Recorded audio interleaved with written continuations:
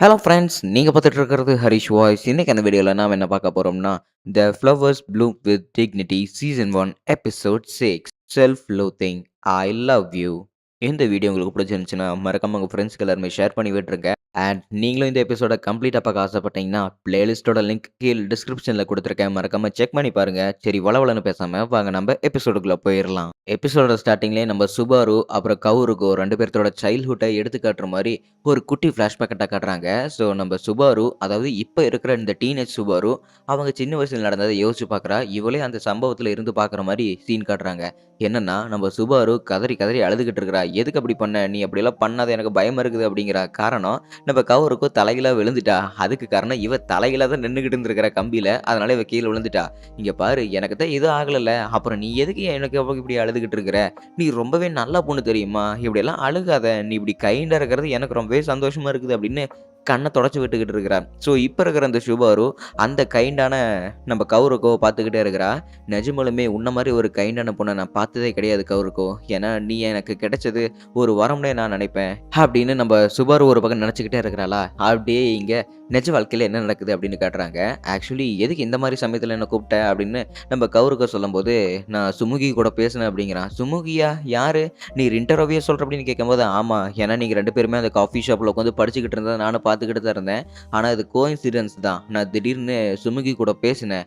அன்னைக்கு ஈவினிங்கே நான் போய் அவன்ட்ட கூப்பிட்டு பேசினேன். அதாவது நீ இனிமே அவன பார்க்கக்கூடாது. நான் ரொம்பவே சுயநலமா யோசிச்சுட்டேன். அவன் உன்ன பார்த்தானா உனக்கு ஏதாவது பிரச்சனை வந்துருமா அப்படின்னு தான் அப்படி செஞ்சுட்டேன். என்ன மன்னிச்சிடு" அப்படின்னு பட்டுன்னு இவ பார்த்தீங்கன்னா அழுதுகிட்டே மன்னிப்பு கேட்டுட்டா. இன்னொரு பக்கம் இவளுக்கு கோவம் வருது. நல்லா கட்டுக்கடங்காத கோவம் வருது. அப்படியெல்லாம் எதுவும் கிடையாது. அவ சிரிச்சுக்கிட்டே, "ஐயோ! என்ன பத்தி யோசிக்கிற பார்த்தியா?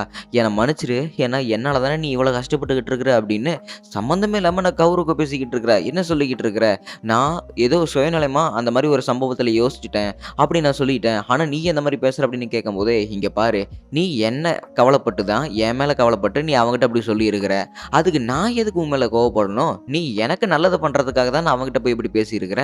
எனக்கு அதில கோவமும் இல்ல சுபாரு. நீ எனக்காக வேலை செஞ்சேன்னு நினைக்கும்போது எனக்கு சந்தோஷமா இருக்குது" அப்படின்னு நம்ம கௌருக சொல்றா.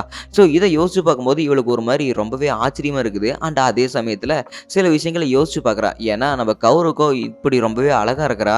அண்ட் அந்த பையன் சிடோரியில வேற படிச்சுக்கிட்டு இருக்கிறான். ரொம்பவே சங்கட்டமாயிரும் மத்தவங்களுக்கெல்லாம் தெரிஞ்சதுன்னா அப்படின்னு ஒரு ஃப்ளாஷ்பேக்கு. ஸோ இவங்க 2 பேருமே இப்படி ஒண்ணா இருக்கிறது நம்ம சுபாருவுக்கு சுத்தமா புடிக்கல. ஆனா இவளோட முடிவுல இவ தலையிடுறா அப்படின்னு நம்ம ஹொஷினா சுபாருவால கொஞ்சம் கூட அத ஜீரணிச்சுக்கவே முடியல. அவ எடுத்த முடிவு அவளையே கொஞ்சம் கொஞ்சமா மூச்சடைக்க வச்சுக்கிட்டு இருக்குது. இவளால சில விஷயங்கள முடிவெடுக்கும்போது இவளால மூச்சு விட முடியல. காரணம், இவளுக்காக முடிவு எடுக்கல. இவளோட ஃப்ரெண்டுக்காக அவள கேட்காம இவ முடிவு எடுத்துக்கிட்டு இருக்கிறா. அது சுபாருவுக்கு சுத்தமா பிடிக்கவே இல்ல. ஆனா கௌரவ் இதுல எந்த ஒரு பிரச்சனையுமே தலையிடவே இல்ல. ஏன்னா அவளுக்கு எந்த ஒரு பிரச்சனையுமே கிடையாது. அவள பத்தி ஒருத்தி யோசிக்கிறாளே அப்படின்னு தான் இவளுக்கு சந்தோஷமா இருக்குது. இப்பேற்பட்ட ஒரு கைண்டான பொண்ணுகிட்ட இவ இந்த அளவுக்கு இப்படி நடந்துகிட்டாளே அப்படின்னு ரொம்பவே அழுதுகிட்டு இருக்கிறா. ஸோ இப்பதான் தன்னை பத்தின கேரக்டர இப்ப நம்ம சுபாரு புரிஞ்சுக்க ஆரம்பிக்கிறா. ஏன்னா சின்ன வயசுல இருந்து நிறைய பேர் இவள புல்லி பண்ணியிருக்காங்க. அதனாலேயே இவ ரொம்பவே கஷ்டப்பட்டு இருக்கிறா. ஸோ மத்தவங்கள இவள பார்த்து கொஞ்சம் பயப்படணுமே அப்படின்னு ஸ்ட்ராங்கா இருக்கிற மாரி நடிச்சுக்கிட்டு இருக்கிறா. ஆனா இவ உண்மையிலேயே ஸ்ட்ராங் கிடையாது. இப்பதான் இவ இந்த கில்ட்னஸ் ஃபீல்டுக்குள்ள போக போக இவ கொஞ்சம் கொஞ்சமா அவரோட கேரக்டர் என்னன்னு புரிய ஆரம்பிக்குது. இவ ரொம்பவே சாஃப்ட்டான கேரக்டர். மத்தவங்க கிட்ட எது சொன்னாலுமே சரி, எல்லாமே வேஸ்ட்டா போயிரும் அப்படின்னு அழுதுகிட்டு இருக்கிறா. மன்னிப்பு கேட்டுக்கிட்டே இருக்கிறா.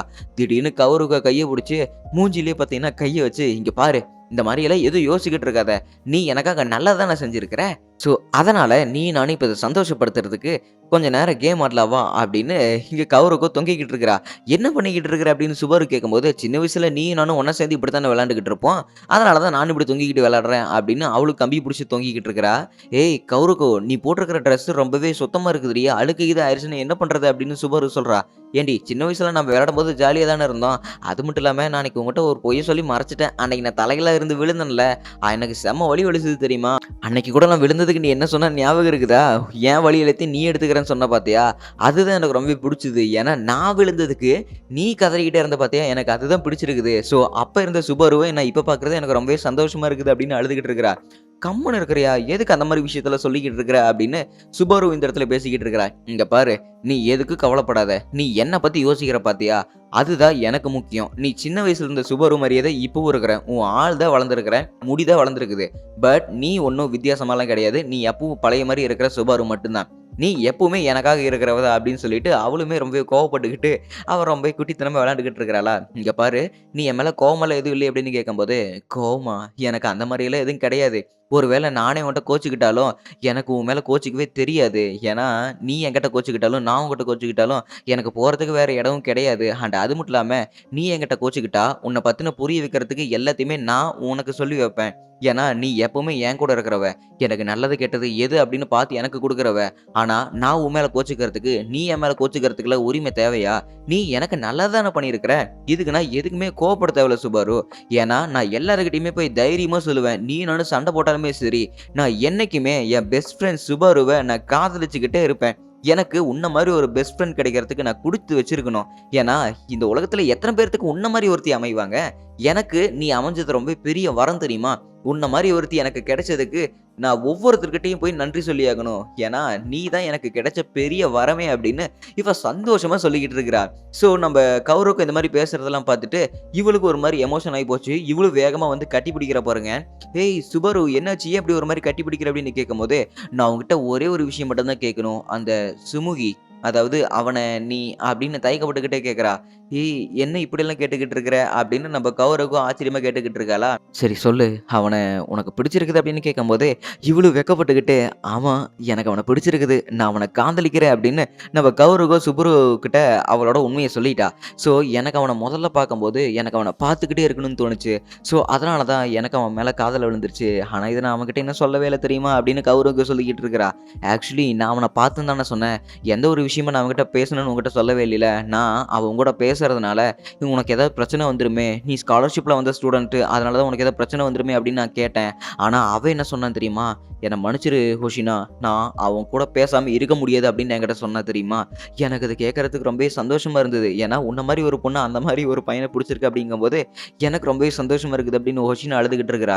ஸோ சின்ன வயசுலருந்து இப்போ இருக்கிற ஹோஷினா வரைக்கும் தாங்கி புடிச்சுக்கிட்டு இருக்கிறது கௌரவ்கோ அப்படிங்கிற ஒரே ஒரு கேரக்டர் மட்டும் தான். இவ சின்ன வயசுலேருந்து கஷ்டப்பட்டுக்கிட்டு இருக்கும்போதே இவளுக்கு கை கொடுத்த ஒரே ஒரு கேரக்டர்னா அது கௌரவ்கோ தான். ஏன்னா எப்பேற்பட்ட துன்பத்திலயுமே சரி, இவ கூடவே இருந்து எந்த துன்பத்தையுமே இவ கூட இருந்தே சமாளிச்சவ. அதனால தான் இவளுக்கு இவன் மேல கொஞ்சம் அக்கறை அதிகமா இருக்குது. ஸோ சின்ன வயசுலருந்து இப்போ வரைக்கும் இவ கூட இருக்கிறது நம்ம கௌரவ்கோ மட்டும் தான். அத நல்லா புரிஞ்சுக்கிட்ட இவ, இப்போ தன்னோட கில்ட்னஸ் அந்த ஃபீலிங் எல்லாம் போறதுக்கு, தன்னோட கேரக்டர் எப்படி அப்படின்னு தெரிஞ்சுக்கிறதுக்காகவே, அந்த கேரக்டர் இவ இதுக்கு முன்னாடி சொன்னா பார்த்தீங்களா? "நீ அவன் கூட பேசக்கூடாது" அப்படின்னு நம்ப சுமுகி கிட்ட. அது எல்லாத்தையுமே தப்பு அப்படின்னு உணர்ந்துட்டா. நல்ல வேளை எப்படியோ எல்லாமே செஞ்சு முடிஞ்சிருச்சு. சரி இதுக்கு மேல நம்ம பத்திரமா வீட்டுக்கு போலாம் அப்படிங்கும்போது, நம்ம ரின்டரோ இங்க கௌரவ்க்கு மெசேஜ் பண்றான். என்னன்னு? "ஹொஷினாவ பத்தி நான் சில விஷயங்கள் உங்ககிட்ட பேசியாகணும்" அப்படின்னு மெசேஜ் பண்றானா. ஏன்னா, அவனுமே அந்த சம்பவத்துக்கு அப்புறம் என்ன பேசுறதுன்னே தெரியாம ரொம்பவே கலங்கி போயிட்டான். மூஞ்சில அடிச்ச மாரி இவனும் சொல்லிட்டான்ல. அதுதான் இவனுக்கு என்ன பண்றதுன்னே தெரியல. ஏன்னா, இவனுமே ரொம்ப நாள் கழிச்சு மெசேஜ் பண்றான். இவ ஏதாவது தப்பா நெனச்சுக்குவாளோ? நான் திடீர்னு ஹொஷினாவ பத்தி கேட்டா, இவ ஏதாவது தப்பா நெனச்சுக்குவாளோ? அப்படின்னு டப்புன்னு இவன் கேட்டுட்டானா. ஆனா, அடுத்த செகண்டே பார்த்தீங்கன்னா, நம்ம கௌரவ்க்கு கால் பண்ணிட்டா.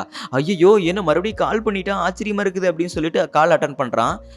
"ரின்டரோ நீ தானே? இப்ப இதுதான் சரியான சமயம் நெனைக்கிறேன் பேசுறதுக்கு. கூப்பிட சொல்லியிருந்த" அப்படின்னு அவளும் கூப்பிடுறாளா. "ஆமா கௌரவ்கோ, நான் உன்கிட்ட சில விஷயங்கள் பேசியாகணும்" அப்படின்னு சொல்றான். சரி ஓகே. கேக்கலாம் ரொம்ப நல்லா இருந்துச்சு அப்படின்னு கேட்கும்போது, "எல்லாமே நல்லா தான் இருந்துச்சு. அத கேட்க தான் இப்ப கூப்பிட்டியா?" அப்படின்னு சொல்றா. "இல்ல நான் வந்து ஒஷினா கிட்ட பேசியாகணும். அவளோட நம்பர் மட்டும் எனக்கு தரியா?" அப்படின்னு சொல்லிட்டு அவனும் ஓப்பனா கேட்டானா. ஸோ 2 பேருமே சிரிக்கிறாங்க. "என்னது அங்க யாரோ சிரிக்கிற மாரி இருக்குது" அப்படின்னு ரின்டரா கேட்கும்போது, "ஒஷினாவும் என் பக்கத்துல தான் இருக்கிறா. சுபாரு கிட்ட நீ பேசுறியா?" அப்படின்னு கேட்கும்போது, "ஆமா நான் பேசணும்" அப்படின்னு அவனும் சொல்றானா. அண்ட் அவளுமே டப்புன்னு ஃபோன குடுத்துட்டா. "சரி சொல்லு, உனக்கு என்கிட்ட இருந்து என்ன வேணும்?" அப்படின்னு சுபாரு பேசுறா. "என்னோட பேரு சுமுகி. நான் சுமுகி தான் பேசுறேன். ஞாபகம் இருக்குதா?" அப்படின்னு கேட்கும்போது, "எனக்கு ஞாபகம் இருக்குது. சரி சொல்லு என்ன விஷயம்?" அப்படின்னு கேட்கறாளா. "நான் உன்கிட்ட சில விஷயங்கள் பேசியாகணும்" அப்படின்னு இவனும் சொல்லும்போது, "சரி நாளைக்கு ஈவ்னிங் எங்கேயாவது வந்துரு. அந்த பார்க்கு கிட்ட வந்துரு" அப்படின்னு சொல்லிடுறா. ஸோ இவனுமே ஸ்கூல் முடிச்சதுக்கு அப்புறம் பார்க்ல 2 பேரும் மீட் பண்றாங்க. "உனக்கு இது இந்த இடம் ஓகே தானே ஹோஷினா? ஏன்னா இந்த இடத்துல நீ ஸ்கூல் யூனிஃபார்மோட வந்திருக்கிற. யாராவது பார்த்தா உனக்கு ஏதாவது பிரச்சனை வந்துற போகுது" அப்படின்னு ரின்டரா சொல்றான். "பரவால்ல. அது எந்த ஒரு பிரச்சனையுமே இருந்தாலும் நான் சமாளிச்சுக்கிறேன். நீ எதுக்கு என்ன பார்க்கணும்னு சொன்ன?" அப்படின்னு கேட்கும்போது, "ஆக்சுவலி நான் உன்கிட்ட பெர்மிஷன் கேட்கலான்னு வந்திருக்கிறேன். ஏன்னா நீ கௌரவ்க்கு கூட என்கிட்ட பேசக்கூடாதுன்னு சொன்னேல்ல. ஸோ நான் அவ கூட பேசுறதுக்கு நான் என்ன செய்யணும்னு என்கிட்ட சொல்றியா? அதுக்கப்புறம் நான் போய் அவகிட்ட பேசிக்கிறேன்" அப்படின்னு சொல்றானா. "நான் ஒண்ணும் அவளோட அம்மா கிடையாதுடா. எதுக்கு என்கிட்ட இந்த மாரிலாம் பேசிக்கிட்டு இருக்கிற?" அப்படின்னு ஹுஷினா சொல்றா. "இல்ல நீ தப்பா புரிஞ்சுகிட்ட. சின்ன வயசுலேருந்து அவ உன் கூட ஃப்ரெண்டா இருக்கிறா. அவ கூட நான் பேசுறதுனால உனக்கு கோவம் வருது. அதுல எந்த ஒரு தப்பும் நான் சொல்லவே இல்ல. ஆனா ஒரு ஃப்ரெண்டா உனக்கு கோவம் வருது பாத்தியா? அது எனக்கு புடிச்சிருக்குது. ஏன்னா நீ அவள புரொடெக்ட் பண்ணணும்னு ஆசைப்படுற.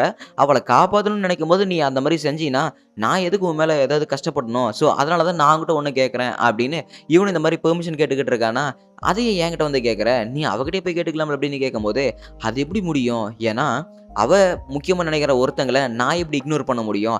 கௌரவுக்கு முக்கியமா நினைக்கிறவங்க எல்லாருமே எனக்கும் முக்கியமானவங்க தானே! ஸோ, அதனால தான் நான் அவகிட்ட வந்து கேட்கிறேன். நான் அவ கூட பேசுறதுக்கு நான் என்ன செஞ்சா நீ அவ கூட பேச வைப்ப? நான் அவ கூட பேசுறதுக்கு உனக்கு சம்மதம் அப்படின்னு கேட்கும்போது, ஸோ இவளுக்கு இப்ப தான் கொஞ்சம் கொஞ்சமா புரிய வருது. ஏன்னா, இவ எப்பேர்ப்பட்ட கேரக்டர் அப்படின்னு. இங்க பாரு, நம்ம ஸ்கூலோட சமாச்சாரம் எல்லாமே உனக்கே தெரியும். ஏன்னா, சிடோரி, கிக்கியோக்கு நடுவுல ஏகப்பட்ட பிரச்சனை போய்க்கிட்டு இருக்குது. அன்னைக்கு நடுவுல கூட நம்ம கௌரவுக்கும் உன் ஸ்கூல்ல வந்து நின்னான். அது நெறைய பேத்துக்கு பிரச்சனையா இருந்துச்சு. அத நான் என்னன்னு அவகிட்ட கேட்டேன். அண்ட் அது மட்டும் இல்லாம, ரொம்பவே முக்கியமான விஷயம் எல்லாத்தையுமே நாங்க நேத்தே பேசி முடிச்சுட்டோம். எந்த ஒரு பிரச்சனையுமே கிடையாது அப்படின்னு இவ சொல்றாளா?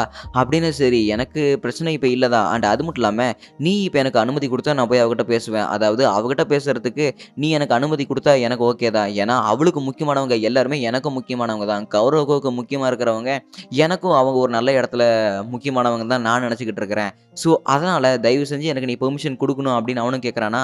ஸோ, இப்ப தான் ரின்டரோட முழுமையான கேரக்டரே அவ புரிஞ்சுக்க ஆரம்பிச்சுட்டா. சொல்லப்போனா, "நீ என்கிட்ட இந்த மாரி விஷயம்லாம் கேட்கவே தேவையில்ல தெரியுமா? அது கௌரவுக்கோ, நீ போய் அவகிட்ட பேசுறதுனாலும் பேசிக்கலாம். அண்ட் அது மட்டும் இல்லாம நாங்க எல்லாத்தையுமே ஏற்கனவே பேசி முடிச்சுட்டோம். நேத்து நடந்தது எல்லாத்தையுமே நானும் அவகிட்ட சொல்லிட்டேன்" அப்படிங்கிறாங்க. "என்ன சொல்ற? அவகிட்ட எல்லாத்தையுமே சொல்லிட்டியா?